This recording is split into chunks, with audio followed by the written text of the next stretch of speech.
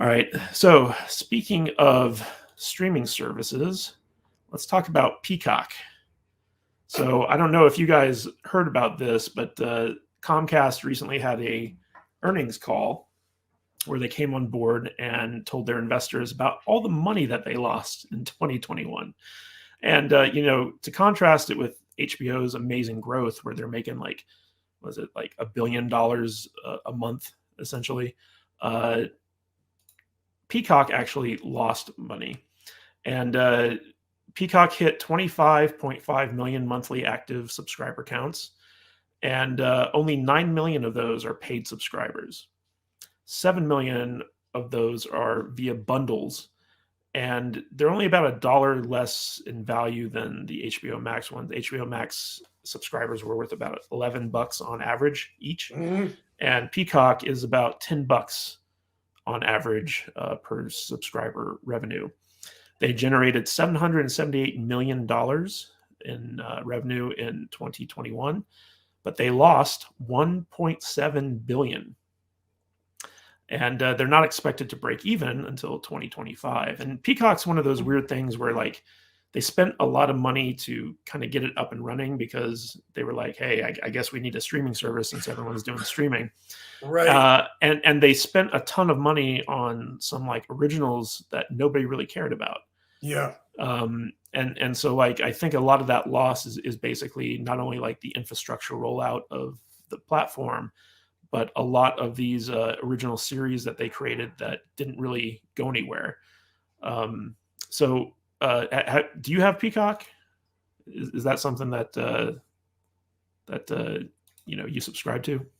Sort of. I am almost positive we are not among the paying subscribers. We're not one of the 9 million or however many it is. Look, both Peacock and CBS All Access, when it was still around, it's now Paramount Plus, they both sort of felt like a solution in search of a problem to me. Like you said, it kind of felt like someone went into a corporate board meeting and said, "Oh, the money's in streaming services now. Why don't we get one of these streaming services? You make one of those and you just take it straight to the bank." And it's a license to print money, I tell you. Yeah, precisely. And again, there's only so much time and so much bandwidth for consuming entertainment media, especially when we're not forced to be locked in our houses 24/7 anymore, right? And there are already so many other players in the market with a clearly defined and substantial value proposition and clearly understood reason to exist, that I think it feels like, I don't want to say it's too late necessarily, because I mean these are major players with tremendous budgets they can put behind this, and as that article states, they can continue to lose money on this thing for multiple years and survive. But look, when I go through the way I consume entertainment, the only path forward I see for Peacock is if they can make it a live sports destination for me, because otherwise I don't know what they're going to offer to me as a consumer who likes a lot of different kind of programming that's going to get me off my steady diet of ESPN, Big Ten Network, and then Disney Plus, HBO Max, and Netflix. You mean reruns of The Office aren't enough to get you to subscribe? They're not. Well, yeah, I actually watched a couple of Peacock's original series. They did one on the sci-fi book Brave New World, starring Aaron Allwright, the guy who was the young Han Solo. Alan Reich, yeah. That was okay. And then I watched the Dan Brown Lost Symbol one, and that was boring as heck. So I haven't been too. I think they also did a Saved by the Bell revival that I didn't watch. If they were smart, they would have taken Yellowstone and made it like an exclusive to Peacock or something like that, because that show's hugely popular. But real quick, just going to the chat here. 52 movies a year says HBO has more multi-genre brand than Disney does. Yeah. It's very true. David Nakasi, I'm probably mispronouncing that name. Sorry, David. Disney has a problem with anything that approaches an R rating. Yeah, in fact, they're going to add a new channel to Disney Plus called Star, where they have the more adult stuff on there. I don't So understand, Matt. Maybe you could explain this to me because I know a limited amount about the intricacies of the behind the scenes business stuff. They own Hulu, do they not? they have a stake in Hulu.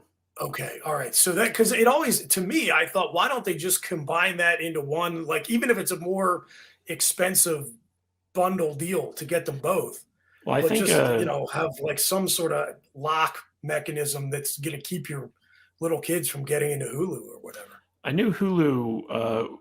There were like 3 studios involved in it. One was Disney, one was, I believe, Warner Brothers, and the other one was Fox. And Okay, when Disney acquired Fox, they got a majority share in Hulu, right. but they don't own it outright. I Outright. think. I think they're just like a Gotcha. majority shareholder of it, but it's part of their bundle. I could be wrong. They might own it outright. Don't quote me on that, but I don't think they do. But I think that having everything under one umbrella is probably a smarter play. And plus, Hulu having Sure. having different stuff than Disney Plus, that's a way to multiply your subscriber base. So combining them, I don't think would be a smart thing to do personally. But I mean, who knows? Hulu's out there doing their originals. They got like a lot of interesting programming on there that you can't find on any other streaming services. Zach says Disney has developed a problem with anything resembling a good story. That comes from the top down, and it's weird because Alan Horn, the guy who was in charge of their movie studio, he usually had pretty good instincts, and he made some really good decisions on certain movies to make. But in terms of like their big franchises, they've just been dropping the ball left and right, and I really do think it has to do with like the people at the top just not understanding the properties. And then 52 movies a year says, yep, I believe great shows can be made with a PG rating, but not every story is completely told in a PG environment. And just want to give a shout out to Kaylee. Hi, Kaylee. Thanks for coming to the news stream, is what I'm calling it. All right. So that was a streaming service that compared to HBO Max.